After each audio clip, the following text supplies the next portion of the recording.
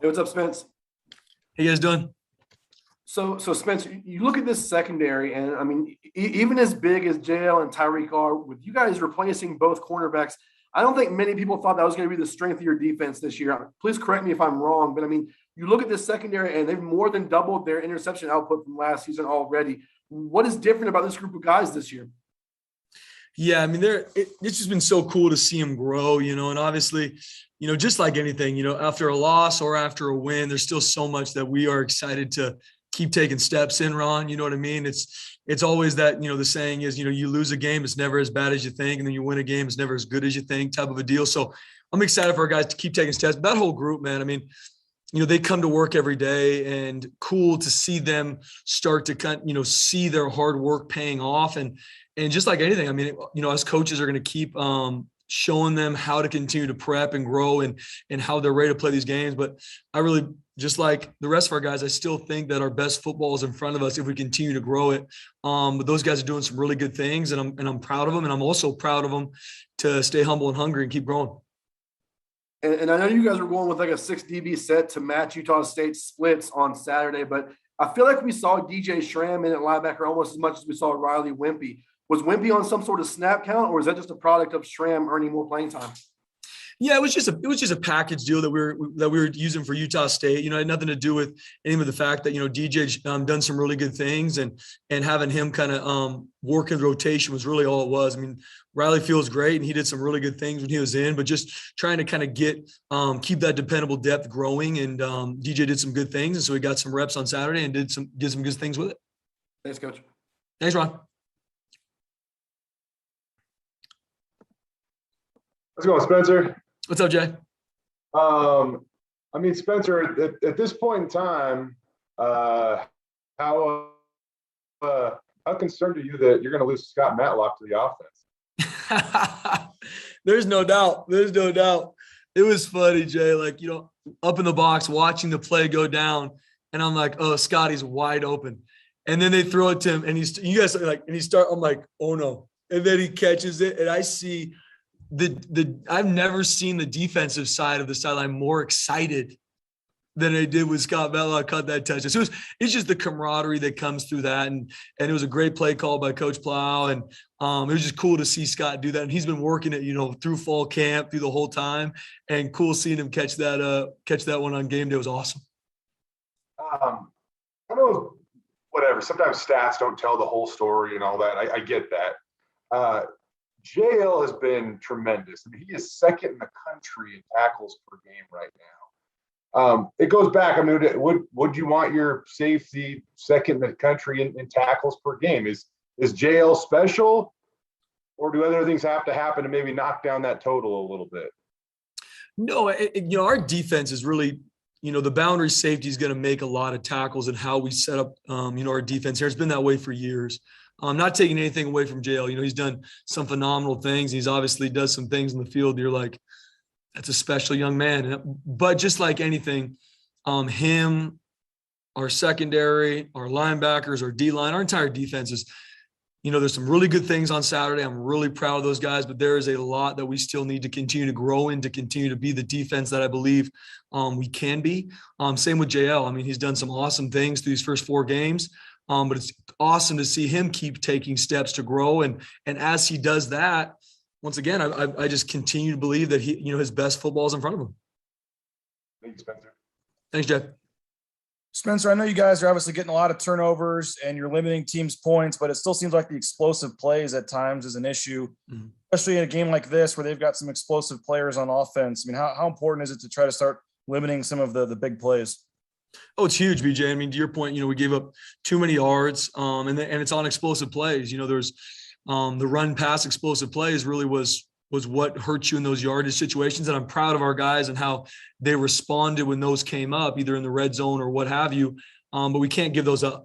And looking at the schematics of it, looking at how we're teaching some of those things to help limit those is crucial, because we can't give up that many explosive plays. You're 100% right. And so going back to the drawing board and looking at, how we're teaching things and making sure we're putting our players in the best situations, and then making sure we take time with the fundamentals and technique. of our scheme to make sure our guys can execute to where we're not giving those up is crucial, because you're 100% right. We can't give up those explosive plays, and we're going to continue to grow that. It says in the game notes that Joe sends out every week that you are the third youngest defensive coordinator in the country.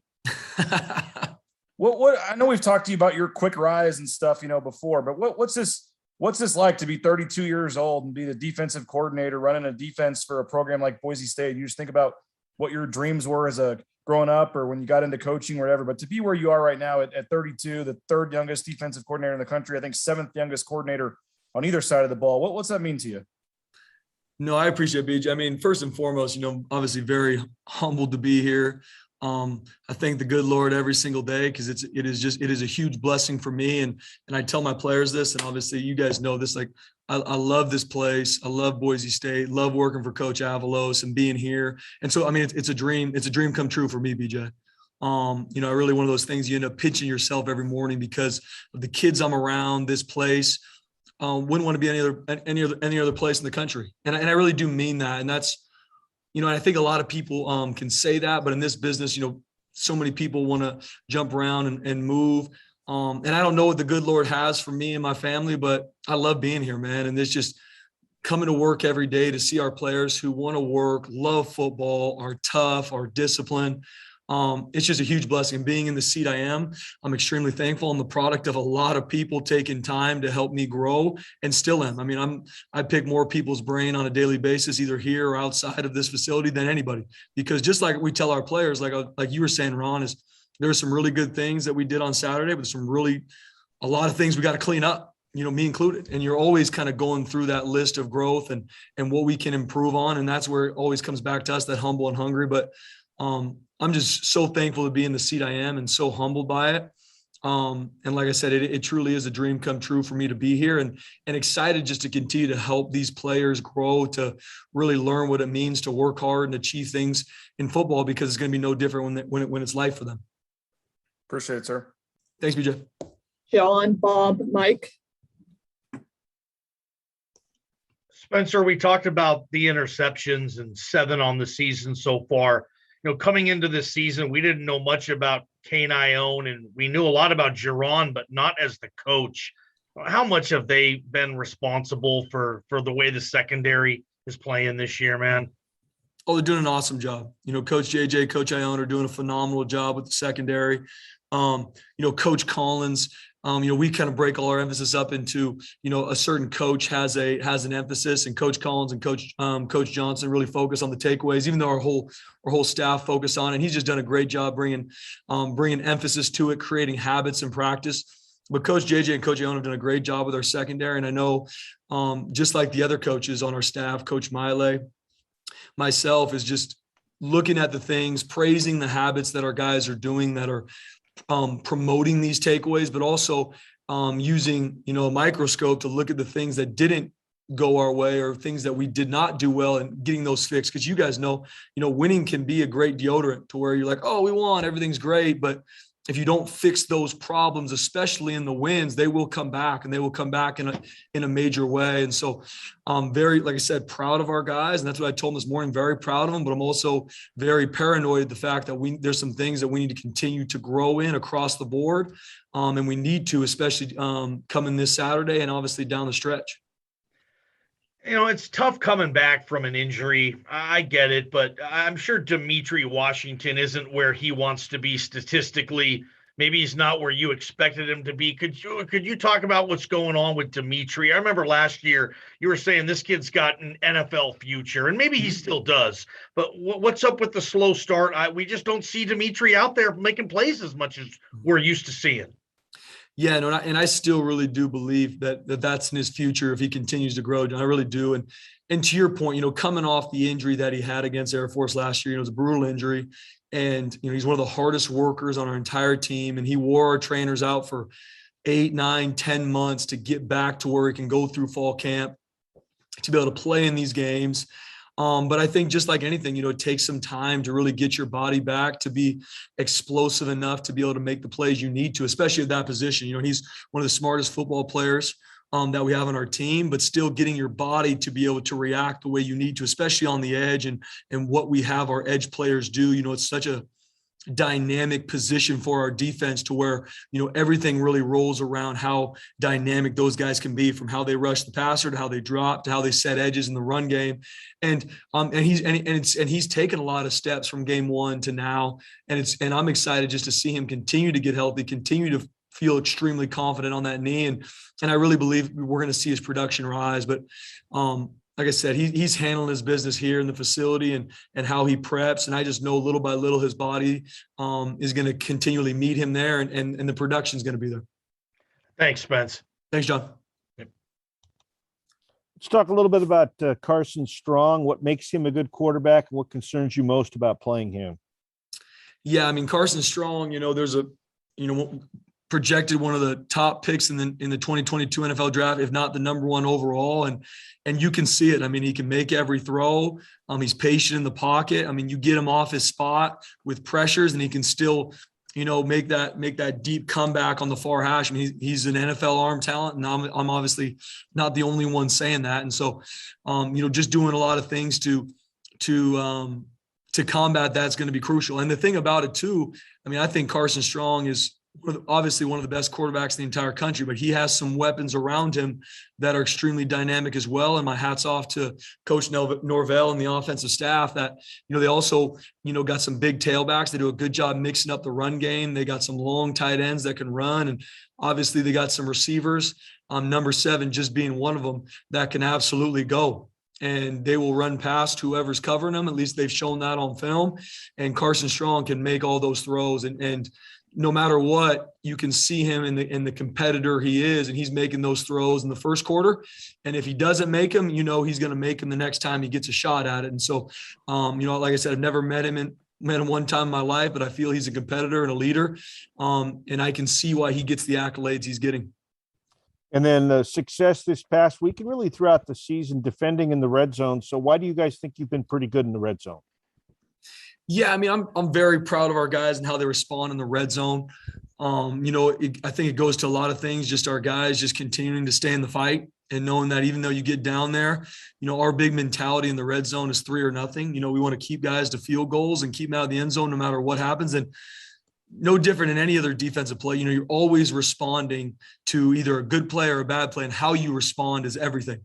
And if it's an explosive play that we gave up to get us down there, it could be something happened with special teams or offense. Regardless, you have to respond because you got down there for a reason. Something didn't go your way, and that's why the offense is in the red zone. And so teaching our guys that mentality and understanding where they're being attacked. And I believe our coaches have done a good job just training our team and understanding what an offense has when they get down the red zone. But at the end of the day, our players have made plays when they needed to. And is it perfect? By no means. Still a lot of growth even down there in that area of the field, but it's been awesome to see our guys respond down there and making those stops in the red zone was crucial in that game and is going to continue to be crucial going forward. Thanks, Spencer. Thanks, Bob. Appreciate you. Hey, Spencer, the explosive plays have come up several times today. What do you see when you look at the film? What are the trends? What's happening? Yeah, I think it's obviously with explosive plays, for me, first and foremost, it comes down to, communication and eye control. Either an explosive pass play, could be, my eyes weren't where they should be in coverage. Maybe something wasn't communicated the right way in coverage that, someone's running loose. It could also just be lack of fundamentals and technique. I know on Saturday there were some missed tackles that created a lot of explosive run plays. There was some missed run fits that created explosive run plays. And there were some pass techniques that we didn't handle the right way that created explosive pass plays. So it's a couple different things. First and foremost, it comes to our communication and our eye control. And then it comes down to everybody just doing their job. And at the end of the day, just us as coaches, it obviously always falls on us, is making sure we put our guys in those situations in practice and so they can execute it at a higher level than they have been, because we've given up too many explosive plays and that needs to change. And I really am excited to continue to grow this with our defense. And that's my message to them. Our message to the coaches too is just, we love where we're at. We love that we have the opportunity to help our guys grow. And that's why we do what we do. You're never going to come into a situation where all right, guys, everything's good. Have a fun rest of your week. We'll see you on Saturday. You know what I mean? That's not what this is. And that's never what life is going to be. And And so we do have some challenges in front of us, especially some challenges that we've created in regards to the explosive plays that we've let up, and we need to be better. And it starts with me and making sure that our emphasis is on point and making sure our eyes are in the right place and making sure our fits are right and getting our guys enough reps so when it does come down to the game day, we can execute. How much of an emphasis will tackling be in practice this week as opposed to normal practices throughout the week? Oh, it's going to be another huge emphasis this week. Our tackling the past 2 weeks has not been what we want it to be, and it needs to continue to grow. And you see some steps of it throughout the game, but then there's plays where it shows up where, we're high, we're reaching, we're bouncing off tacklers because our eyes are down. And so it will always be an emphasis because for us, that's pursuit, tackling, and takeaways is where great defense is, where all of it is. The scheme and all that is a part of it, but if you can't get to the football, you can't tackle, and you don't take the ball away, you're not going to be good on defense. And so we will always rep those three things, and tackling is going to be a huge emphasis this week, regardless who we play. If it's Nevada or we play Air Force, it's going to be a huge emphasis. Let's appreciate your time. Thanks, Mike. Hey, Spence, 4 games into the season, in regards to Tyreek LaBeouf, what have you been most pleased with? Man, it's been awesome to see Tyreek grow, and you guys have met him before. He's a phenomenal young man, always has a smile on his face, and especially see with the corners we lost last year, seeing him kind of step into this role, and Coach JJ and Coach Ione have done a great job continually help him grow with his techniques. But it's just been cool to see him get the production that he has, and even it was funny talking to him this morning, just seeing the look in his eyes, like, Coach, it was some good things this on Saturday, but I still got a lot to grow in. And just seeing that mentality with him and with the rest of our defense is crucial because it's so true. And it's just that fine line between, man, you did a really good job in these areas. I'm proud of you, but let's be hungry to grow in these things, which we need to, especially so that you can be the player you need to be and the player that we need you to be on this defense. So, I've been very proud of him. I'm obviously very excited to see where he can grow to as he continues to clean up his techniques and continue to be consistent, but extremely proud of him and the plays he's made, and we're going to need him to continue to do that. We saw Ahmed get some meaningful snaps on Saturday. You think about the position he plays, going up against grown men every single snap. To be a true freshman, how tough is that? Oh, it's tough. And Ahmed is a phenomenal young man. It's funny. His brother and I played college football together at Azusa Pacific. And so, through the recruiting process, his brother is kind of the one that told me about him. And, and I'm not going to get into his story a ton right now, but didn't play a lot of football growing up. He's originally from Egypt, and just seeing him grow and understanding the game of football, and as Coach Miley teaches him and as we work with him, it's just been so cool to see him grow and how he understands the game because, he is such a diligent worker, comes to work every day regardless of the time, works his absolute tail off. Goes hard no matter what. He's that guy that you have to be like, Ahmed, we got to slow it down here because you're going to hurt somebody because he's just full speed all the time. And that's what you love as a coach. And he's humble and hungry to learn. So I'm just excited to see him continue to grow, especially as a true freshman playing. And, Coach Kagan, our strength staff, has done a great job with him and seeing his body develop. He's an extremely explosive, strong young man. And as he continues to learn the game, I just believe his production, his play is going to go through the roof, and excited for his future here. Thanks, Spence. Thanks, Will. Ron, we'll finish with your follow-up. You mentioned your red zone defense earlier. You guys have only given up 5 red zone touchdowns all season. You guys held Utah State to 104 on red zone scoring opportunities on Saturday. I'm curious, what effect does it have on an offense when they drive the length of the field and come away with no points? Well, it's huge, Ron. It's the difference between, winning and losing football games, because at the end of the day, we do not want to give up the yards we gave up on Saturday by no means. We do not want to give up the explosive plays we did by any means. But at the end of the day, as long as you can finish in the red zone and keep teams to field goals and keep them out of the end zone, you're always going to have a chance. That doesn't mean that you're going to win every game you play, because you shouldn't be getting down there as much as we have, but it gives you a shot to always win those football games, and getting down there and having that mentality and understanding how an offense is attacking you in the red zone and seeing our guys make those plays. And it's huge. It's the difference in winning in football and winning and losing football games, especially down the stretch. So it's going to be a huge point of emphasis for us, because just like everything else, it was not perfect on Saturday. There's some really good things, some things that we're proud of, but there are also some snaps too that, we got to grow in, and our guys need to be able to see better, and we need to teach it better. And so excited to take those steps. Thanks, Coach.